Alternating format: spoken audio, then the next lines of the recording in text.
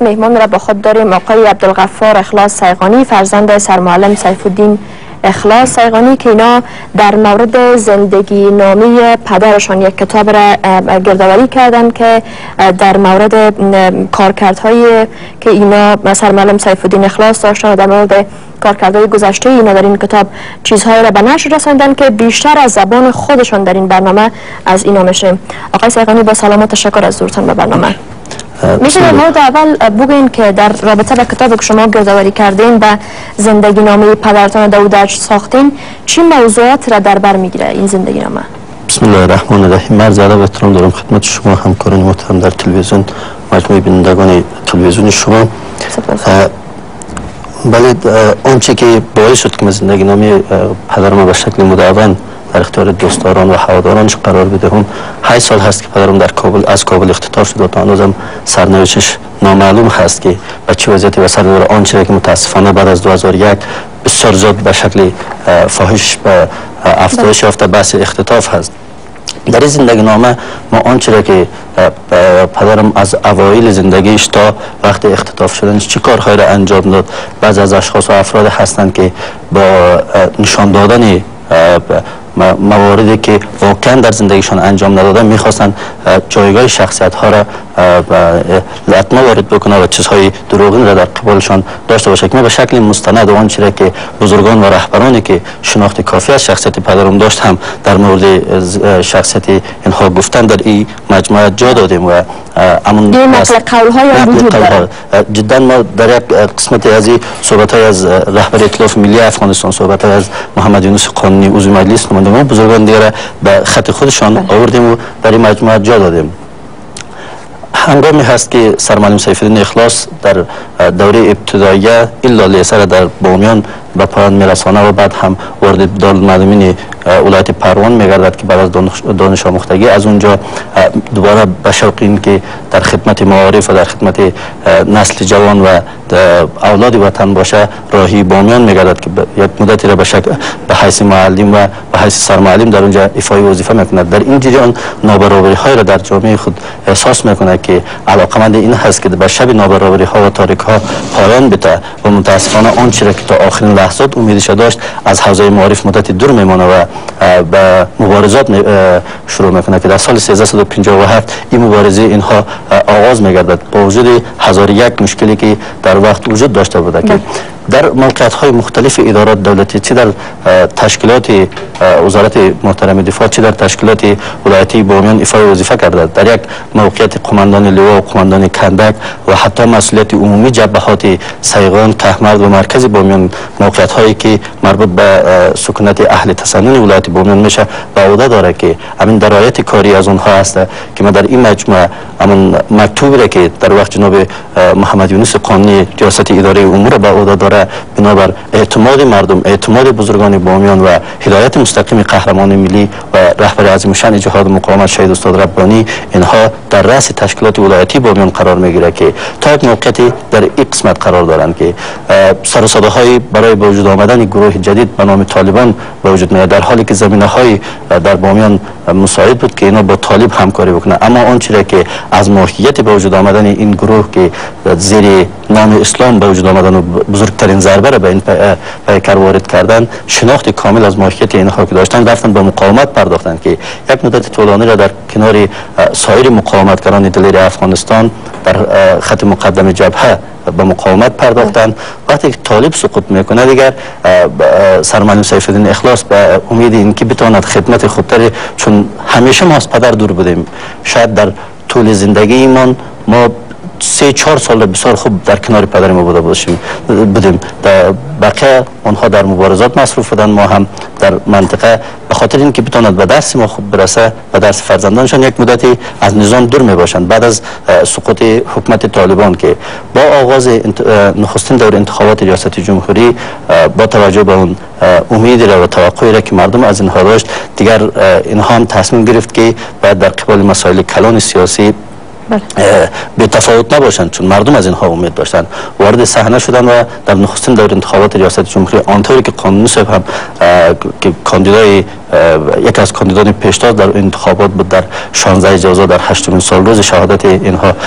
یاد کردند که به شکل بسیار گسترده نقش اساسی در کمپاین داشتند و وارد این معادله شدند که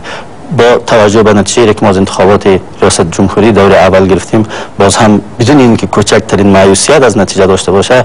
وارد آن بحث شد که امید خدمتگزاری به آن را داشت، میخواست به حوزه معارف خدمت بکنه که کارهای ابتدایی را از مجرای قانونی آن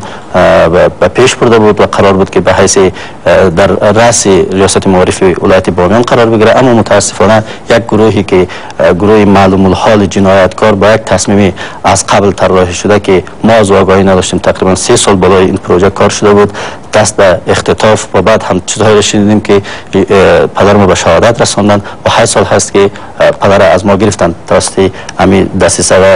دسیسه ناجوان مردانه. بله، آیا قبل از اختطافشان گاهی هم شما و یا خود پدرتان احساس کرده بود که چون یک توطئه جریان داره و دارن کوشش میکنن که اختطاف شه و اونا رو به شهادت برسونن؟ در هر جامعه متاسفانه افراد استفاده جوی وجود دارد که موجودیت بعضی از افراد تاثیرگذار برای عمل شدن اما برنامه‌های شومشان در جامعه مانع می‌بینند و جدا تلاش بر ازی دارند که آنها را از صدر راه خودشان دور بسازند. بله، کسانی بود در ولایت بامیان و ما هم شناسایی کردیم عاملین از قضیه را. متاسفانه خب فساد گسترده در نظام فعلی افغانستان باعث شد که چگونگی نتیجه این قضیه مجهول باقی بماند و تا امروز ما از سرنوشت اون دوسیه خبر نداریم که در کجا است. شما خودتان تلاش کردین وارد عمل شدین؟ ما 1 سال دنبال این قضیه بودیم. چند نفری که عامل اصلی از قضیه بود و چند نفری هم دیگه که تطمیع شده بود، خوشبختانه کسایی که تطمیع شده بود برای عمل شدن این برنامه امروز در زندان پولچرخی به سر میبرند که حوادث دیگری را در جامعه به وجود آوردن و یکی دو تجار اختطاف کردند که خوشبختانه از طرف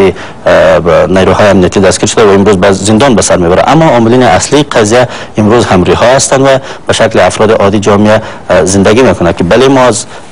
این چنین حوادث آگاهی داشتیم و اینکه با یک پروژه بسیار ماهرانه 3 سال بالای این قضیه کار کردن، ما از عملی شدن و از ابزارهایی که برای عمل شدن این قضیه استفاده کرده بود نتونستیم متاسفانه آگاهی پیدا بکنیم که بالاخره منجر به حذف فیزیکی پدر ما از صحنه شد. اما راه و روشی وجود داره. شما توجه دارین که ترور شخصیت ها از 2 طریق صورت میگیره. یک تروری فیزیکی هست که خب افراد و اشخاص میخواد یک کسی را از بین ببره، اما تروری بعدی و مؤلفه دوم تروری راه و روش هست که ما اگر راه ترسیم شده با خون شهدای عزیز کشورمان را کسی ترور کرده از پیش ما گرفت، باز دیگه این وضعیت و این مباحث کوچکترین ارزشی برای ما نداره. امروز راه و روش اون شهدای عزیز در پیش روی ما است. ما با در روشنایی اهداف و برنامه‌های بسیار مقدس و جدی آنها راه آنها را خواهد تعقیب کردیم. بله، خب در مورد اختطاف از اینا میشه بگوین که شما از هنگامی که قضیه را دنبال کردین و یکی از موضوعات دیگه رو که میخوایم با او اشاره داشته باشم، موضوعی که طالبان همواره خواستن که با ترور شخصیت ها راه و روش از اونها را و نام از اونها را از بین ببره و تا بتونه که جامعه افغانستان به سوی دیگری که خودشان میخوان بکشونن. که ما شاهد ترورهای شخصیت هایی بودیم که اختلاف پدرتان هم میشه که شامل همین موضوعاتی که اونا میخواستن باشن. فکر میکنید که آیا تونستن طالبان و نیروهای مخالف مسلح حکومت افغانستان به اهدافشان که در پی ترور شخصیت های افغانستان داشتن برسن؟ متاسفانه در سطح کل جامعه اگر ببینید طالبان هر روز با اون انعطافی را که نظام فعلی افغانستان در مقابل طالبان داره هر روز برنامه هایشان میرسند و به اما هدف شومشان در جامعه نائل میشن. که من یقین دارم که اگر این قضیه به صورت بسیار جدیش دنبال میشد و نیروهای امنیتی و دستگاه عدلی و قضایی کشور به شکل بی‌طرفانه آنچه حقیقت بود را دنبال میکردن، چیزهای وجود داشت که فکر میکنید چرا پیگرد واقعی صورت نگرفت؟ خب حالا در ترور استاد ربانی هم بیایم، در ترور بعضی شخصیت های دیگه که در شمار از نقاط افغانستان به اتفاق افتاد، چرا در این قبال فکر میکنید که پیگرد درست و جدی صورت نمیگیره که مشخص شود که این آغاز از کجاست و پایان به کجا پیدا میکنه؟ خب متاسفانه نظام فعلی افغانستان پیشترم خدمتتان عنوان کردم با اون انعطافی را که در قبال طالبان داره، با اون برنامه مشغول سولی را که امروز پیش روی گرفتن و هر روز ما قربانی میتیم در طرف مقابل که تعریفی از دشمن وجود نداره، هر کسی هست امتیاز میگیره، باعث شده که متاسفانه کوچکترین یعنی دستاورد و کوچکترین گپ را ما از یاد رس نداشته باشیم. با توجه به تمام شواهد و قرائنی که وجود داره در ترور استاد ربانی، شاید شما اگر ببینین کسی که میاد و با از آدرس طالب با استاد ربانی به مذاکره می نشینه، این که کی میره، همه این قضیه به صورت بسیار دقیق و واضح معلوم هست. اما اینکه پیگرد نمیشه، من فکر نمیکنم که یعنی توانایی وجود نداشته باشه. توانایی وجود داره، اما متاسفانه عزم و اراده ای که همین توانایی را به کار بیاندازه و ما را به حقیقت برسانه این وجود نداره. اما مشخص در قضیه پدرم اگر خوب بحث فساد اداری جدا تاثیر خودش داشتن. ما در وقت متعلم مکتب بودم، با توجه به اون ضعف وضعیت اقتصادی را که ما داشتیم و طرف مقابل با تمام امکاناتی را که در اختیار داشتن، گفتم میشه که بالاتر از $200,000 آمریکایی بالای این قضیه سرمایه گذاری شد بعد از این حادثه که ما رفتیم و دوسیه را گذاشتیم به دستگاه عدلی و قضایی. یک چیزی که به من بسیار جالب هست که در اون دوران خوردم بودم، خب این قضیه شاید هیچ یادم نره، ریاست سرانالی اختصاصی امنیتی ملی، کسی که در رأس از ریاست بود، یک روزی به ما گفت که قاتلین پدرت کسی که عامل قضیه هست به ما معلوم شده، ما اعتراف شخص گرفتیم، تا 2 روز دیگه سرنوشت پدرت معلوم میشه، که این روز از گپ از 8 سال گذشته. یعنی سرمایه گذاری، اما بحث فساد اداری، داشتن روابط‌های بسیار گسترده و وسیع باعث شد که یک قضیه دنبال نشه. اگر دنبال میشد، من یقین داشتم که جدا داشتن روابط میان کسانی که پدر ما اختلاف کرد با گروه طالبان، که متاسفانه کسایی که امروز در قضیه داخل هستند در همین نظام کار میکنن و شاید بسیار بجا نباشه که من نام بگیرم، در نظام اداری افغانستان کار میکنه، دست داشتن و رابطه بین از این دو تا گروه حتما وجود داشت که متاسفانه قضیه دنبال نشد. بله. خب آقای سیغانی، به عنوان آخرین پرسش، شما من حیث فرزند سرمعلم سیفالدین اخلاص تا چی حد متعهد به ادامه راه از اونها هستین؟ و یک پرسش دیگه ای که حالا خواست شما از حکومت چی است؟ هنوز هم امید وجود داره که باید کارکرد صورت بگیره در مقابل کسانی که دست به چنین اعمال میزنن؟